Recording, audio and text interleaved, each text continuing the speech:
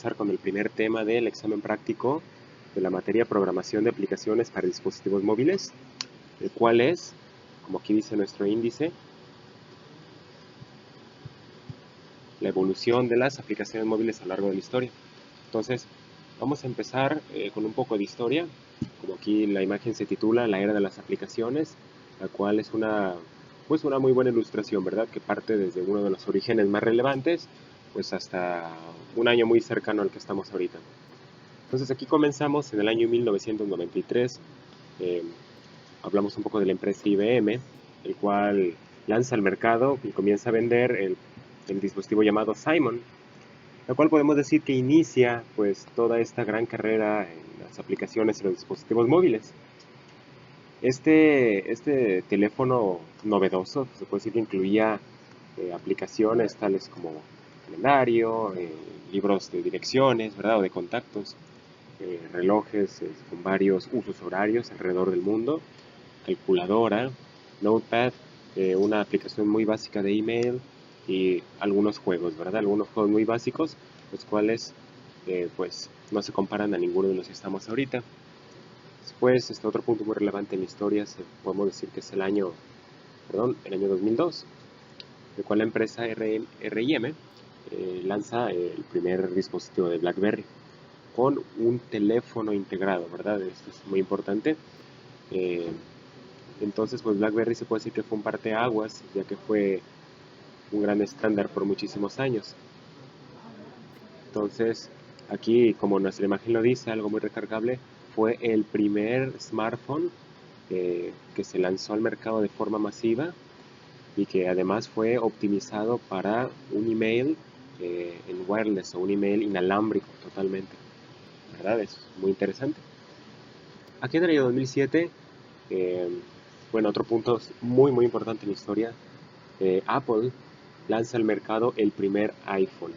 Sí, este es el año donde se lanza el primer iPhone y incluía aplicaciones, bueno, mucho más novedosas, un diseño muy interesante, aplicaciones de mapas, fotografías con mucha más calidad, pues aplicaciones como para tomar notas, como los textos, y también, bueno, el clima, ¿verdad? Sí, aquí Apple hace su aparición con su primer producto que sería legendario. Y pues el siguiente año, en el mes de julio, Apple lanza algo muy interesante, la App Store o la tienda de aplicaciones en línea, ¿verdad? Y su primer iPhone de tercera generación, pues aquí se puede decir que comienza el concepto de el mercadeo y la venta de aplicaciones en línea en las tiendas, ¿verdad? Claro, pues como aquí nos dice nuestra imagen, en octubre de ese mismo año, Google lanza la aplicación de Android para venta en línea, llamado Android Market, ¿verdad? Es bastante interesante que en el mismo año se lance esto. Entonces ya era un contrapeso, usuarios de Apple versus usuarios de Android, ¿verdad? Y bueno, como un dato estadístico, en abril del año 2009, un total de aplicaciones de Apple son descargadas y esa cantidad es de 1.000 millones. No es de 1 billón, es 1.000 millones, ¿verdad? 1.000 millones de aplicaciones de Apple fueron descargadas en ese mismo año. O sea, menos de un año después de que se lanzó al mercado. Bueno, en el abril del año 2010, Apple lanza al mercado iPad, su iPad, ¿verdad? El cual revolucionaría un poco el concepto. Y bueno, poco tiempo después, también 1.000 millones de aplicaciones de Android Market fueron descargadas, ¿verdad? Aquí ya se emparejaron, se puede decir. Eh, entonces aquí empiezan, bueno, en este punto de la historia, eh, a otras marcas diferentes empiezan a hacer competencia a Apple y Android, ¿verdad? Aquí tenemos el Samsung Galaxy. Aquí dice, ¿verdad? Samsung libera al mercado la primera tablet Galaxy, ¿verdad? Y usaría evidentemente el sistema de Android, ¿verdad? Ya estamos hablando de más compañías aquí. Primero la RMI con con el famosísimo BlackBerry, después Apple con el iPhone, todas sus aplicaciones, y ahora estamos hablando de Google también con Android, con Android Market, y pues ahora tenemos a Samsung, que también va a usar esta misma aplicación. Entonces, bueno, seguimos avanzando un poco en la historia. Aquí se están liberando nuevas formas, nuevas versiones del iPad, también del iPad y del iPhone. Y aquí pues hay otro punto de inflexión muy importante en toda esta carrera de la evolución, en donde 10.000 millones de aplicaciones fueron descargadas. Y ahora en Apple, ¿verdad? Ya estamos en diciembre del año 2011 y estamos hablando de números bastante, pues, ¿cómo se puede decir? Muy altos. 1 millón de aplicaciones son las que existen. Y aquí tenemos total de... Sí, entonces aquí también se puede decir que Android llega a emparejarse con el nivel de aplicaciones descargadas en Apple también, ¿verdad? Que son 10.000 millones o 10 billones en inglés. Entonces aquí también se muestra otra estadística muy importante. El uso de apps, el uso de aplicaciones, supongamos que son 94 minutos en promedio, y el uso de aplicaciones o de páginas web, ¿sí? Aquí tenemos 72 minutos. Entonces, ¿qué nos dice esta estadística? Desde el año 2011, que es cuando fue recopilada, que las aplicaciones se están utilizando más que los sitios web, inclusive en los teléfonos, ¿verdad? Esto marca otra tendencia muy importante. Entonces, bueno, marzo del año 2012, aquí dice que el total de aplicaciones de Apple en App Store y sus descargas exceden a los 25.000 millones, ¿verdad? 25 billones. Muy interesante esto, ¿verdad? Entonces, Google cambia el nombre de Android Market a Google Play, también en marzo del 2012. Muy interesante. Y pues empiezan a salir otros tipos de aplicaciones, las cuales se dedican a conectar más a los usuarios.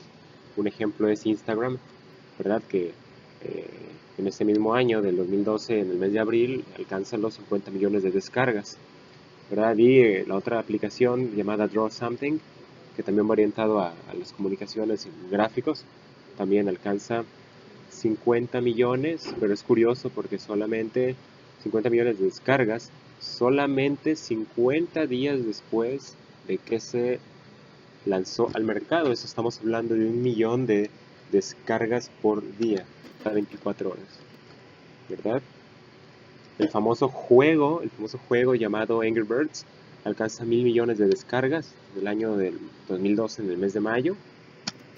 Y la aplicación para descargar aplicaciones de Google Play alcanza 15.000 millones de descargas también en este mismo año. Entonces, muy importante cómo ha salido todo esta carrera de las aplicaciones. Aquí, bueno, esta imagen es un poco antigua, ¿verdad? Estamos en el año 2017, sin embargo, aquí nos hablan de una especie de predicción, ¿no? Para el año 2016. Se decía que para ese año la cantidad de aplicaciones, la cantidad de descargas de aplicaciones iban a ser de 44.000 millones, ¿verdad? Y posiblemente se haya excedido ese número con la aplicación. Sí. Entonces, bueno, aquí tenemos muchas otras más estadísticas. Por ejemplo, vamos a ir a algo un poquito más relevante.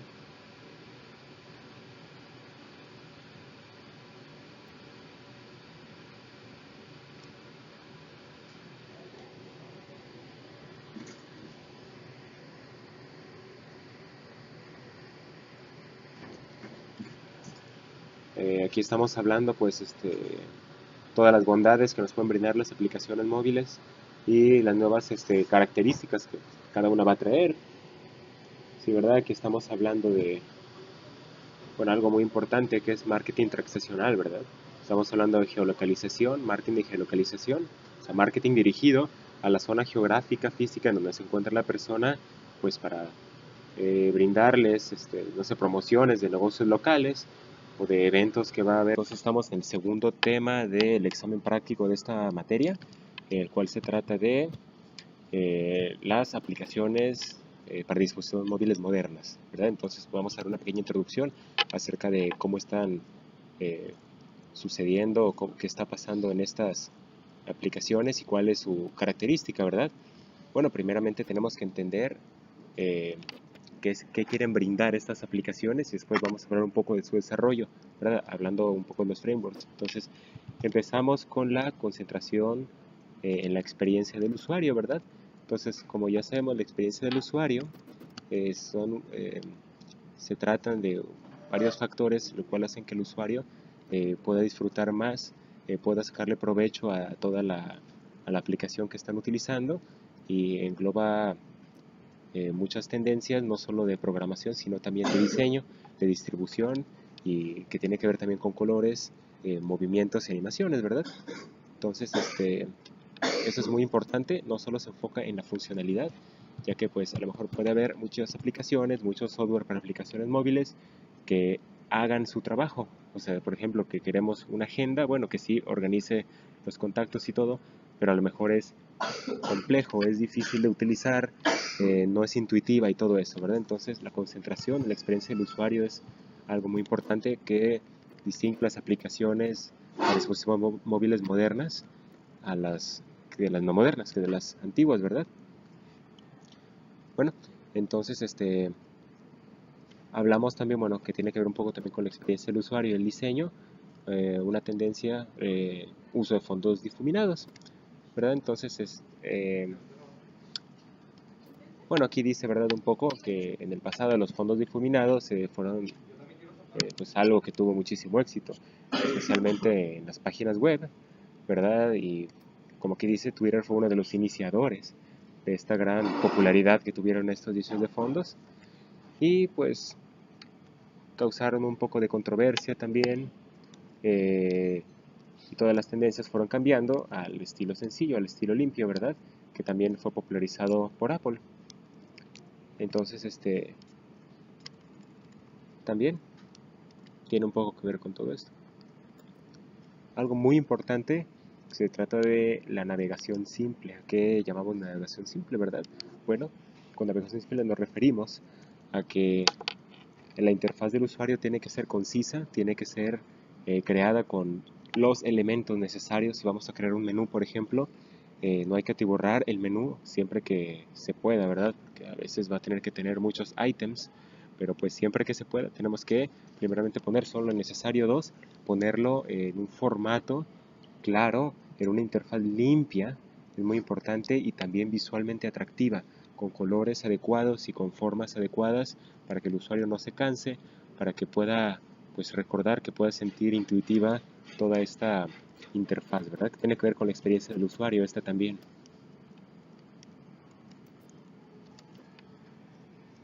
Bueno, ¿verdad? Aquí este punto 4 dice la magia del desplazamiento innovador, ¿verdad? Bueno, pues más que todo esto se trata de una predicción, ¿verdad? En las tendencias del diseño eh, va a nacer en el futuro, es verdad. Aunque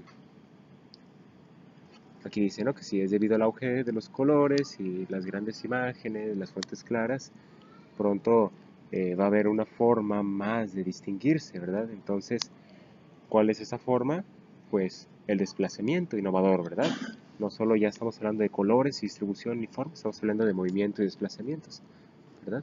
Entonces, es cierto que los usuarios tienden a enojarse o irritarse, ¿verdad? Cuando no son capaces de navegar de una sección a otra, y pues esto da pie a que se va a perder mucho tiempo dando clics en los diferentes enlaces y páginas, ¿verdad? Entonces, el desplazamiento, en lugar de pues crear un clic en todas las páginas, simplemente vamos a desplazar como forma de navegación, ¿verdad? Bueno, también, ¿verdad? Aquí estamos hablando un poco más de diseño también. eh, el auge de todas las fuentes grandes y atrevidas, ¿verdad? Aquí tenemos varios ejemplos bastante interesantes que si se fijan, estos tipos de fuentes, estos tipos de letra son un poco antiguos, ¿verdad? Son, digamos, vintage o algo que se puso de moda hace unos cuantos años y van a regresar. Si fijan, esto es un estilo clásico de letras como tipo Broadway y esto va a regresar, ¿verdad? Bueno, va a regresar en cierta forma, como aquí pueden ver, ¿no? Adaptar la fusión de lo viejo con lo nuevo es algo muy interesante, especialmente en el diseño, claro. Y claro, estamos hablando también, quedan muchas más, pero bueno, esquema de colores más sencillos, en lugar de hacer mezclas de colores demasiado extravagantes o demasiado fosforescentes, bueno, vamos a volver a lo más sencillo cada vez, la sencillez es lo que está dando la pauta más, más importante, ¿verdad? Como cabe mencionar que Apple popularizó varios estilos muy realistas de diseño y después fue haciendo el flat design o el diseño plano, ¿verdad? Eso es algo muy, muy interesante. Muy bien, bueno, aquí hay muchísimas más.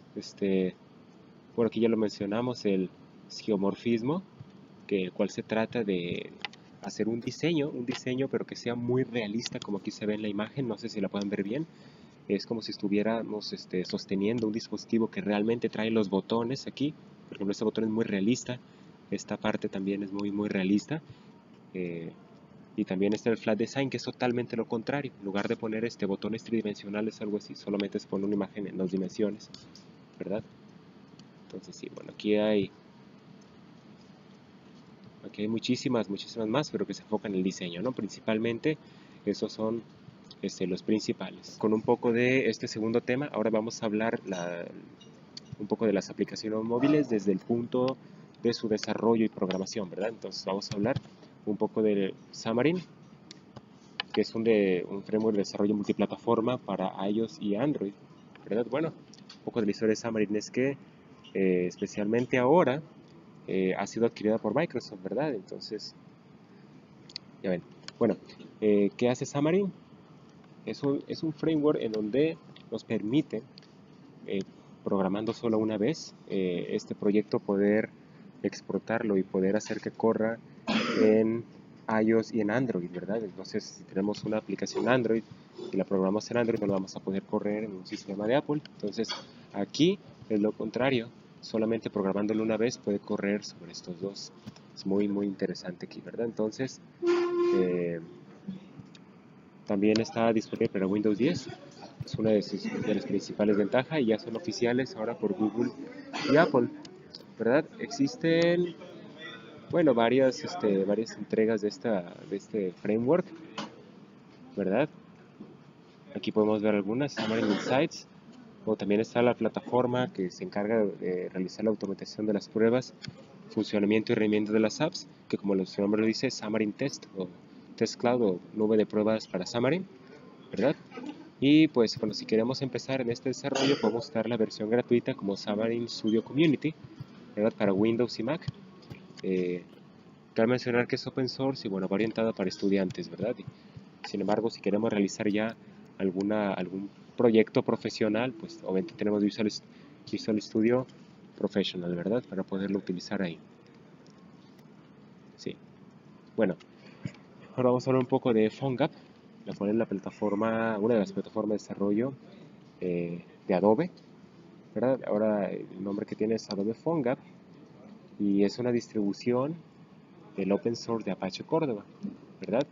Ese es un framework principalmente eh, para el desarrollo de web apps o aplicaciones web. Y esto es muy interesante ya que utilizando tecnología web vamos a poder realizar distintas aplicaciones para dispositivos móviles. ¿Qué nos va a permitir usar PhoneGap? Nos va a permitir usar lenguajes para las páginas web como el HTML, el CSS y JavaScript, ¿verdad? Entonces, esto es bastante interesante puesto que ya es un estándar. Cabe mencionar que PhoneGap no es la única plataforma de desarrollo que utiliza las tecnologías para la web. Ya existen varias, ¿sí? Entonces,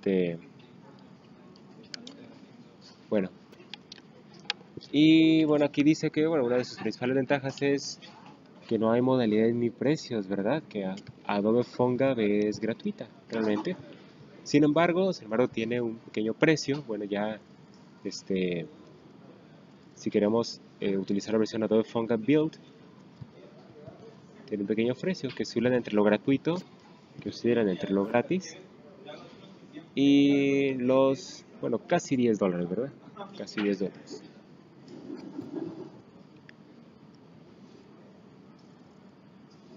¿Sí? Entonces, bueno, vamos a hablar otra plataforma de desarrollo. Aquí estamos hablando de Appcelerator. Appcelerator que va a utilizar, bueno, como ya lo acabo de mencionar, JavaScript, ¿verdad? Que es uno de los lenguajes más utilizados en todo el mundo y pues decidieron aprovecharlo simplemente para aprovechar el mayor, perdón, número de programadores que dominan este lenguaje. Muy bien, entonces tiene características, bueno, compartidas con las anteriores aplicaciones. Eh, Está basada en Eclipse y también es de código abierto, ¿verdad? Sí. Y pues como quiero dice, es otra de las plataformas que están utilizando la tecnología web, los estándares abiertos de JavaScript, ¿verdad? Para el desarrollo de aplicaciones móviles. Sí. Entonces, bueno, cabe mencionar también Appcelerator, no solamente es utilizado para el desarrollo de las aplicaciones móviles, ¿verdad? Ese también tiene funciones de verificación automática para las aplicaciones tales como depuramiento de errores, acceso online al sistema de estadísticas, esto es muy importante, ¿verdad? Cuando se desarrolla una aplicación, desarrollar el sistema de estadísticas. Y bueno, también tiene compatibilidad con MongoDB, MySQL y todo eso, ¿verdad? Eh, en cuanto a los pagos o a la remuneración de este programa, cabe mencionar que tiene tres modalidades de pago. Es una suscripción mensual, un team que es pues para equipos de desarrolladores, un enterprise ya pues, para empresas, todo eso, que incluye un soporte técnico premium, ¿verdad? Sí. Bueno, sí, bueno, principalmente es vamos a hablar de estas ya que pues, no nos queda mucho tiempo, nos quedan otros temas. Muy bien, entonces vamos a seguir con el punto 1.3, la cual se trata de la estructura de las aplicaciones en diferentes plataformas, ¿verdad? Entonces nosotros vamos a empezar a describir cómo es la estructura de una aplicación en Ionic, ¿verdad? Bueno, Ionic es el programa que hemos estado utilizando en clase. Hemos utilizado un poco de Angular, un poco de JavaScript, ¿verdad? También utiliza las tecnologías web. Es muy interesante, tiene una lógica y características de diseño muy poderosas. Y bueno, esto es Ionic. Ahora vamos a describir un poco de las características que tiene y cómo es, vamos, su estructura. Vamos a empezar con la estructura de los directorios, ¿verdad? De Ionic. Entonces, principalmente tenemos la carpeta src. ¿Qué es esta carpeta? Bueno, es principalmente el lugar en donde vamos a realizar la mayor parte de nuestros trabajos, ¿verdad? Entonces, aquí que se almacenan pues los archivos pues con el código que nosotros vamos a escribir para desarrollar nuestra aplicación, ¿verdad? Entonces, en otras palabras, contiene el código que tendrá que transformar esta Ionic para poder ejecutarse o reproducir archivos finales, ¿verdad? Entonces, un dato curioso es que el 98% de nuestro proyecto va a estar almacenado en la carpeta src y pues va a haber muchísimos archivos clasificados en carpetas y también tenemos dentro de aquí el directorio pages o páginas. Entonces aquí van a ser bueno, todas las páginas que vamos a crear nuestra aplicación, ¿verdad? Como ya lo hicimos en la clase anterior. Todas las páginas se van a guardar en el directorio src /pages, ¿verdad? Y también vamos a encontrar los assets o los recursos, tales como imágenes, otro tipo de materiales externos, ¿verdad? Que se van a usar en las páginas, ¿verdad? Es muy importante decirlo. O como componente de la. Muy bien, entonces tenemos también la carpeta www y bueno, ¿qué va a haber en esta carpeta? Simplemente van a estar todos los archivos que van a reproducirse cuando se realiza la parte de la transcripción del TypeScript, ¿verdad? Y sean compilados. Entonces, cuando se realiza este proceso que acabamos de decir, todos los archivos que están en la carpeta src van a transformarse y van a volcarse, se van a transferirse a la carpeta www, ¿verdad? Entonces, esos archivos reproducidos en la carpeta www serán los de la aplicación web, ¿verdad? Y bueno, aquí menciona, ¿verdad? Un poco Angular. Angular, gracias a Angular, se podrán visualizar correctamente el navegador, ¿verdad? Cabe mencionar que Angular pues es del lado del cliente y se organiza, digo, se encarga de muchas partes también referentes al diseño y a la organización de los componentes que están del lado del cliente, ¿verdad? Sí. Entonces, como un resumen podemos decir que en la carpeta www están todos los archivos que van a ser visualizados desde el navegador, ¿verdad?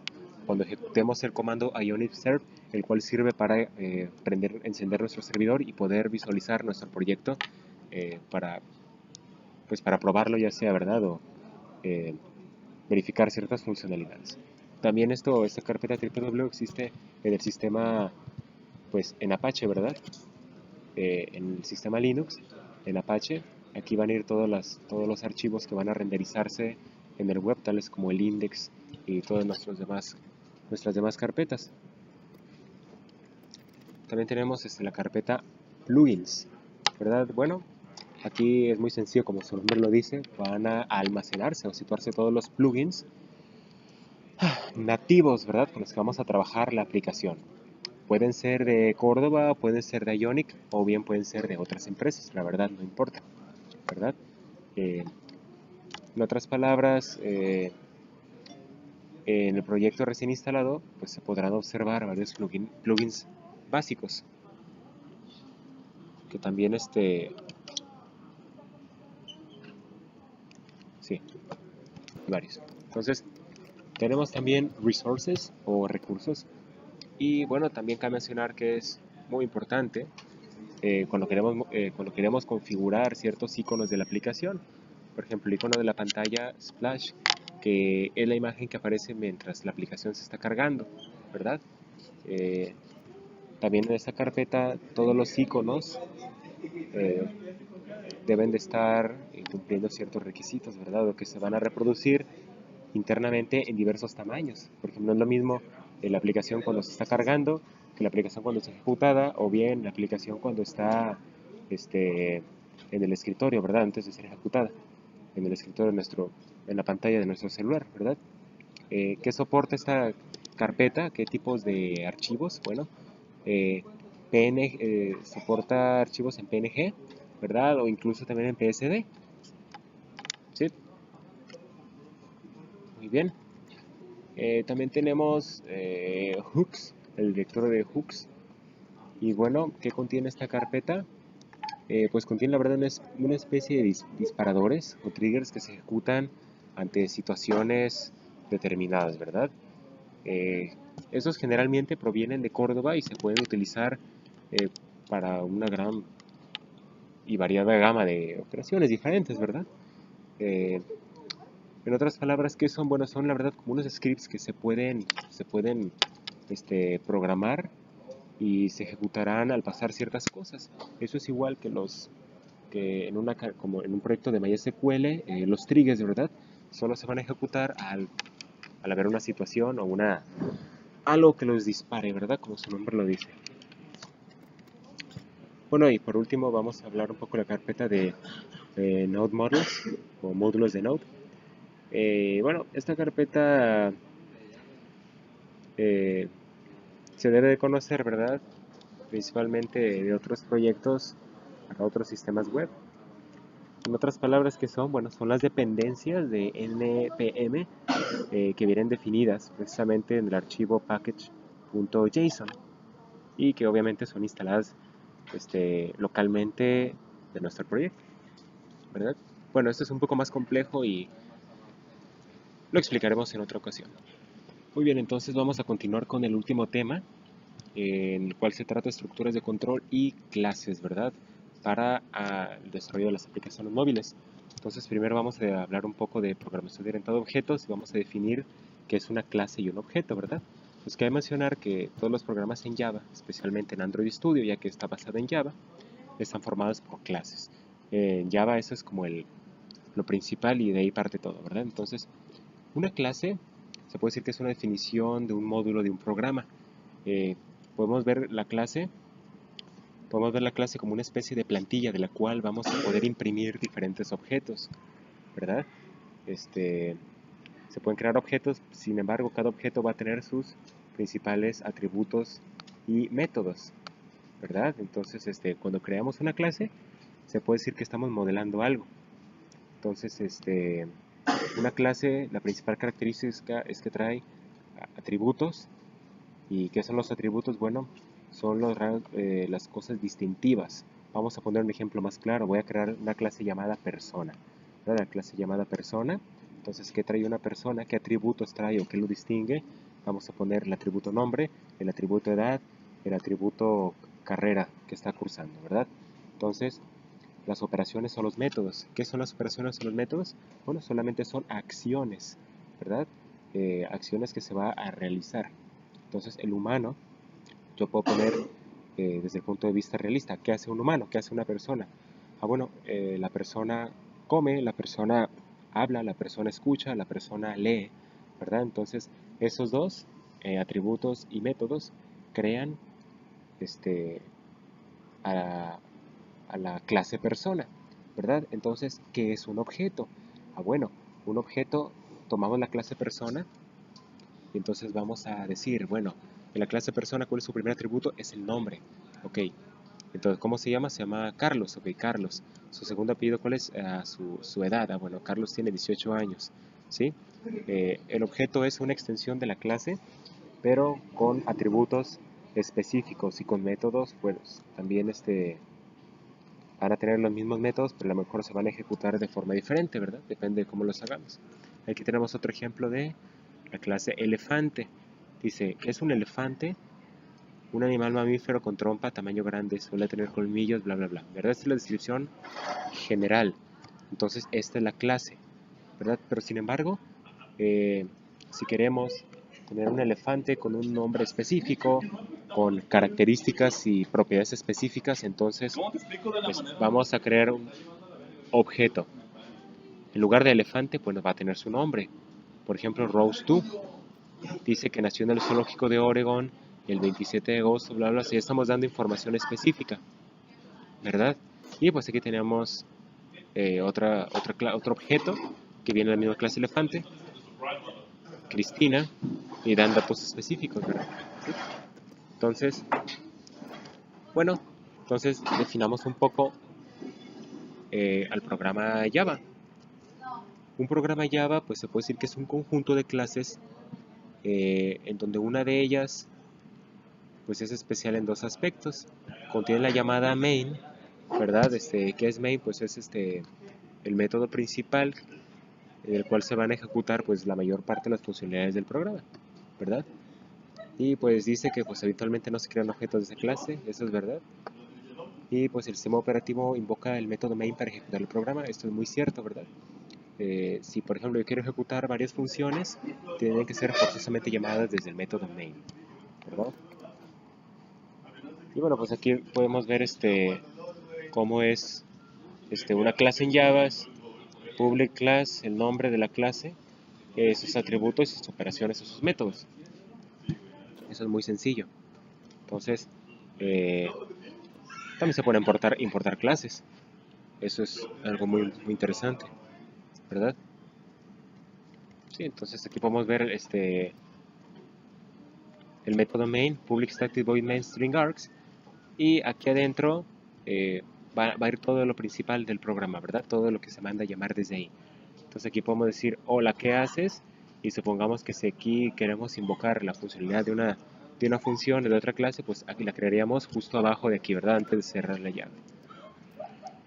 Bueno, entonces eso es exactamente lo mismo en Android. Por ejemplo, vamos a ver un poco de las clases de Android, ¿verdad? Este es un proyecto normal de Android. Bueno, aquí tenemos primeramente la carpeta src, la cual va a contener la clase main activity de Java. También tenemos res, recursos, activity main también. Vamos a tener el directorio values con string.xml, el Android manifest, perdón, XML. En otras palabras, todo esto está basado en clases.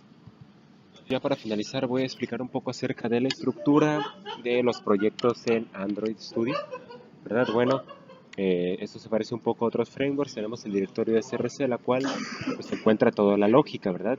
Aquí va a estar varios archivos evidentes en Java, varias clases, la cual va a tener pues toda la lógica del negocio, ¿verdad? Entre los cuales siempre vamos a estar programando ahí. También tenemos las Android Library o librerías de Android, pues las cuales son las propias que Android necesita, las cuales el SDK de Android necesita, ¿verdad? Dependiendo de la versión, evidentemente, que hayamos elegido.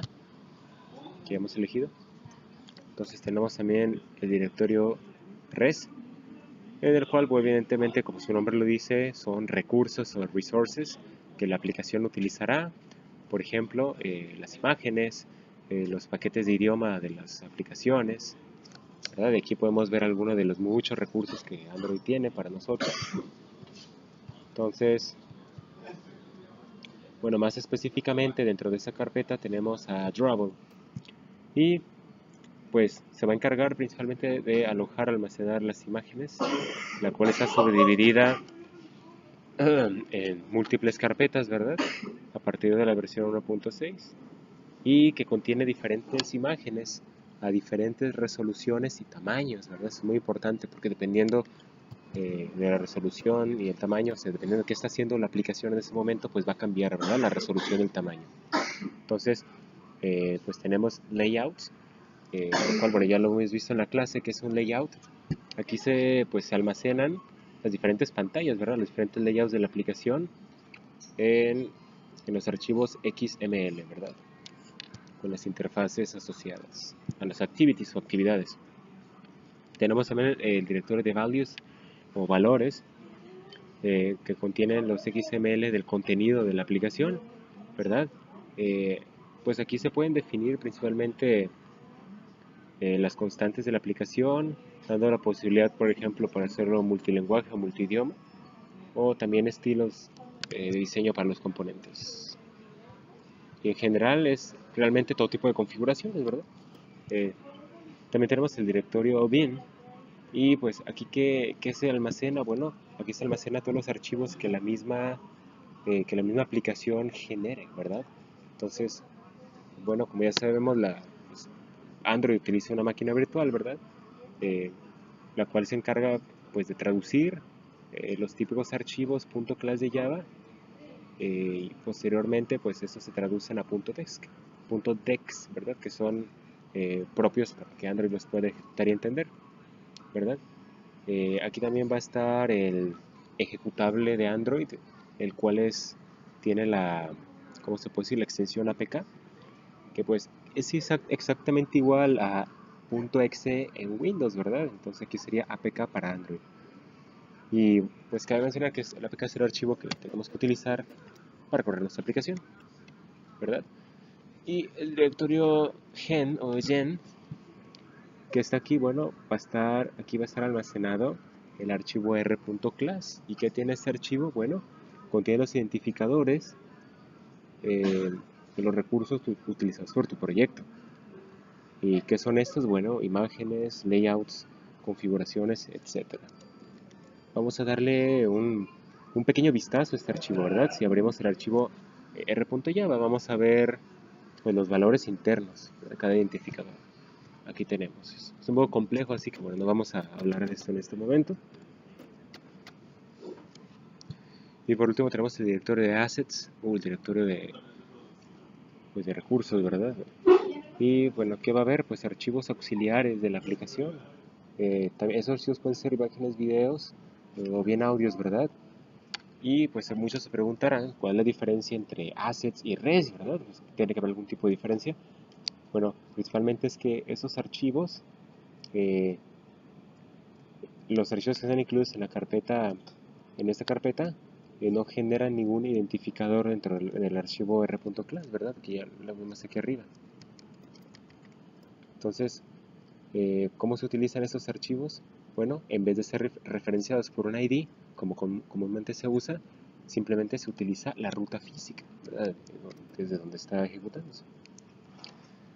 El directorio lib, bueno, ya lo habíamos mencionado, son las librerías externas, ¿verdad? Que tenemos que importar para utilizarlas. Entonces, vamos a poner un ejemplo.